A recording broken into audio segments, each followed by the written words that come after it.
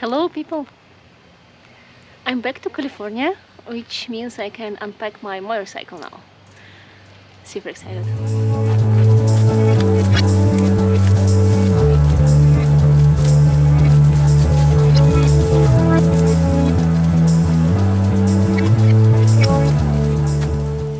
My name is Ksenia, and I decided that I have something to share with you. I will be taking you on the rides. I will be sharing the camping experience. You'll see a lot of motorcycling here. Sometimes I ride solo, sometimes I ride with my friends. I ride for about 10 years now.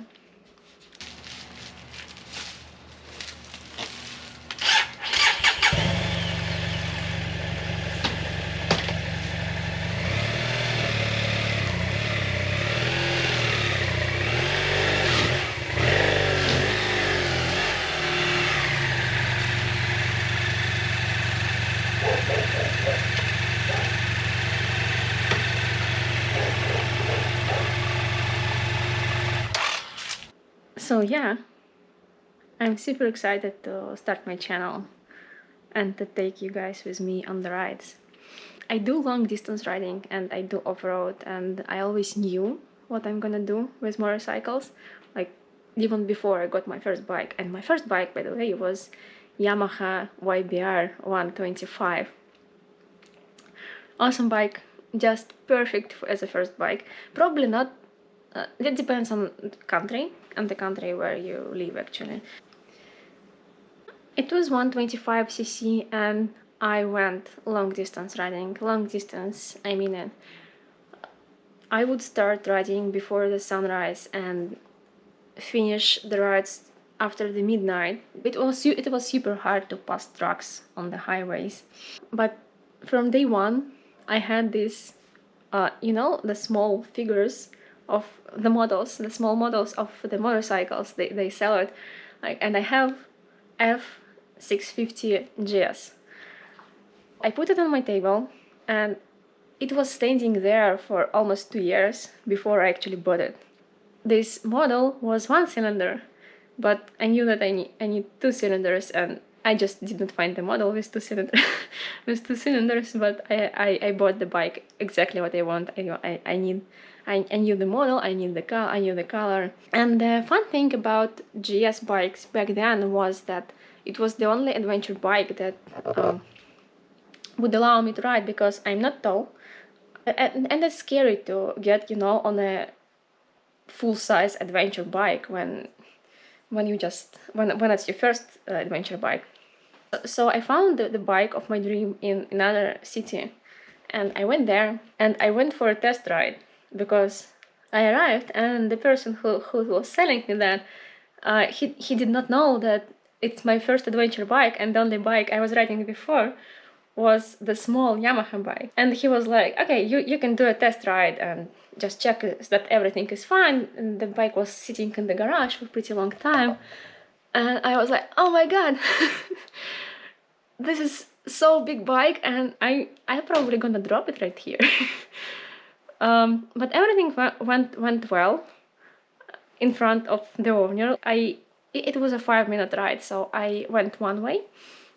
Then I had to do a U-turn and I had to come back. I went one way, and then when I was doing a U-turn, I dropped the bike. It was my first drop of adventure bike ever. That's quite an event, because I had tons of them afterwards. These bikes are heavy. I cannot lift it if I drop. I was lucky that some car was driving by and this guy just stopped and helped me to lift my bike, and that was just around the corner from the owner. He did not see it, but that was just around the corner. We lifted the bike and I drove back, and I realized that the initial plan, and I was super comfortable at that point on my Yamaha because I did thousands of miles with it. I was traveling places, I was riding with all the luggage, with passengers, I was riding off-road, even I had off-road tires, and that was pretty funny. So I was camping, I was doing all kind of things, so I was super comfortable, but that bike was bigger, and my initial plan was that, okay, I'm just riding it back. I just go to this another city, I buy a bike, and I'm riding it back. And I realized that it was just not happening.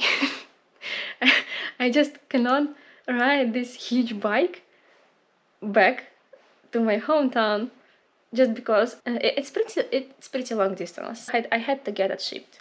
It was shipped not to my hometown, but to town next to mine. Just there was some complicated logistics. I went there, I took a car, I put my mom on the passenger seat, and we went to pick up this bike. I drove there. It was a couple of hours drive, that was okay. We switched at the car. My mom was driving a car now, and I took a motorcycles. We drove all the way back together. My mom on the car, and I'm on my motorcycle doing my first ride ever with it. That was fun. We have so fun memories of that. It's your family, and it's a big rant. It's a huge rant in my life. My first ride on the adventure bike, the bike of my dreams. So I got the bike of my dreams, and I continued to do the same thing I was doing on a smaller bike. But it just unlocked so much. The distance that you are struggling to do on this small bike, and you ride all day long, and you're super tired at the end, you just do it in 8 to 10 hours, and it's a breathe. I started doing it more just because you're not getting tired. After all this experience, after you did all that on the smaller bike, and it's a lot of effort, now when you actually upgraded your bike. I was going on trips. The biggest and the most fun was the trip to Georgia over the Caucasus Mountains. It's so beautiful there. This is just insane. I miss Caucasus Mountains so much. I was figuring out with that bike what works for me, what doesn't work, what kind of luggage do I like, what kind of luggage I don't like. Is it actually the bike of my dreams, or I just imagine that it is. Oh, what you've seen today was just my exercising of talking to the camera, because it's the hardest part for me of making videos. It's hard to be in front of the camera, you know, but it's something new that I'm trying out, learning, enjoying, kind of. Yeah, enjoying. Enjoying, but it's a lot of new things for me. Adventures are coming.